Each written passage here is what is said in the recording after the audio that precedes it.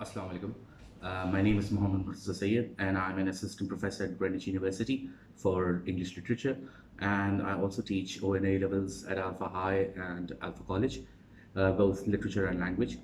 And the task at hand right now is to identify the pros and cons for working from home. And before I get into that, I do have my laptop fired up so that I can, get across as many points as possible. Before I get on to that, I want to talk about how impediment it has become for us to work at home, especially given the condition that most of us are compelled to work at home.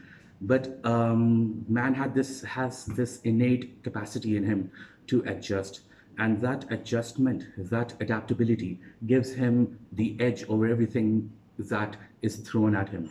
So we have to hang in tight. It's a new era that we're in. It's a new condition that we are supposed to be conditioned with.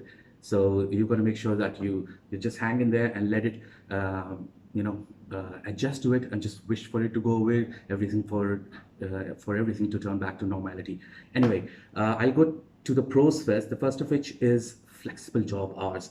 I mean, when you're working from home, you can juggle your between your time of work and your time of running errands or doing anything at home or spending family time. So, and most of the people who are working from home, they're given this liberty to adjust themselves to the time that they find feasible. So they choose whichever working hours they go to instead of the 9 to 5 job hours, which is set on stone. So that's a good part for that. And what happens is that because I'm a teacher, I had this 40-minute slots with every class, and now all of them are just crammed together, and I can just deal with every class in that 40-minute time itself. And the rest of my hours are just freed up, and I can go for a run, which I really need, or I can just take care of my family, look at them, have a good tea time and everything. So it frees up a good time, and I'm learning to adjust it. I'm probably enjoying it a bit as well. The second of which is commute. Well, of course, time and money both are saved. If you're working from home, you just have to fire your laptop up. You just have to log in, or you just have to do whatever device you're using to get the word across.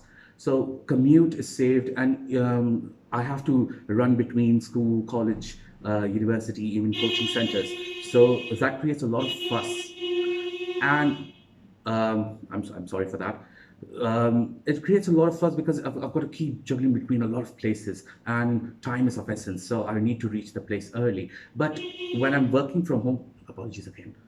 When I'm working from home, it's like I can just close one class and start the other one. So no time wasted, no commute necessary, and it's not only for me. I mean, there are a lot of people who are working at banks and who have to go, or any other white collar job for that matter, who have to go for hours together, travel hours together to reach a place and then come back, waste another hour or two.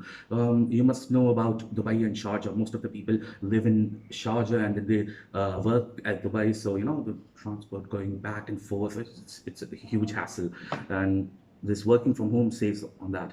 The third of which is tech savvy. In my university, we've got a lot of goldies, but oldies, yeah, who didn't even know how to type or log into a computer. He used to, मुझे WhatsApp से बात करवा दो. Those kind of people, you get what I mean. Even those people are tech savvy now, as in it took only a month for them. For the ones we have been trying to get our parents into WhatsApp and computers and Facebook for a long time, but give them this compulsion and they're there at an instant. I saw people who are aged between 50 and 60 and even 70 plus who got onto the computer for the first time and now are conducting flawless classes. As in, it's pristine. It's amazing to see them work so well. So it makes you tech savvy, and there are tons of applications online available where you can just explore the world and find which one suits you to conduct your work at its most efficient manner. Okay, the last of which is okay. Let's go to cons first. Next, okay. The first is environment. Okay, when you're going to a workplace, it builds up, there's an environment. You have it in your mind that you're going to a place and you're actually going to work. So you have that environment built around you. And I'm going to talk about those people who have been working from home for a long time as well. The ones who are working at home, they have their private dens, they have their private study, they have a chair or a table assigned to sit there and work, and they wouldn't work anywhere else in the house. So they have this designated place to work. Now, when we go towards an office or a school or any other working place that we go for, we have that environment built onto us, and then we shape ourselves according to that environment. But since that environment is almost absent at home, it really messes up with the efficiency. So I think that ever since I started working from home, I had this table and the chair dedicated to myself, that whenever I sit there, I'm going to start teaching or conduct my classes. But if someone else is sitting there, it messes me up. I can't sit somewhere else and try to get that message across in the same manner. Okay. Yes. Another advantage which I want to talk about is the office banter. It saves you from talking unnecessarily talking, which is necessary at times to talk to people, colleagues, which kind of messes up your schedule, or that mindset that you have.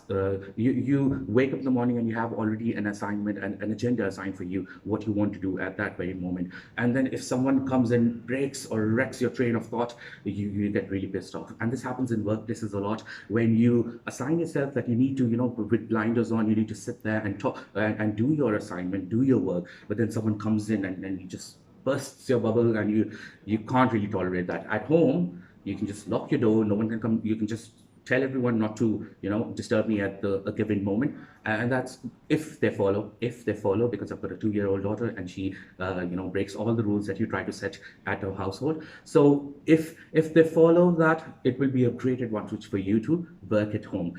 But I'll come to my last disadvantage now. I'm jumbling up a lot of things now, but anyway, I thought I'll be more organized with my laptop here and looking at the points. But yeah, when one point connects to the other, you just keep going on and ramble just like that.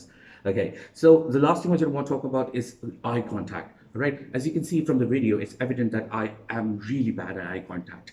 But when I'm sitting in class and trying to talk to my students, I adjust my class, I adjust my study period according to the mood of the class. Every eye shift, every body shuffle, everything, every gesture that a child produces, I capsulate it. And when I encapsulate it, it makes me mold my lesson.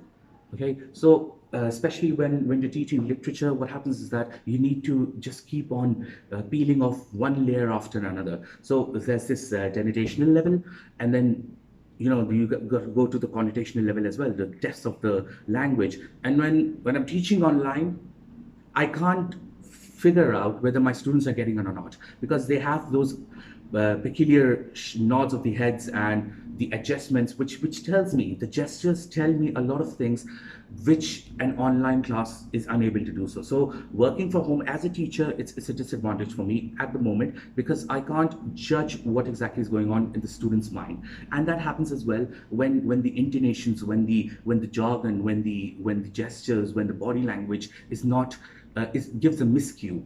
All right, it gives a miscue that you do not understand completely understand what the other guy was trying to talk about. So maybe when you're typing it out, when you're reading it out, so there's no intonation there. So there can be a slip of understanding whether how the message has been sent across.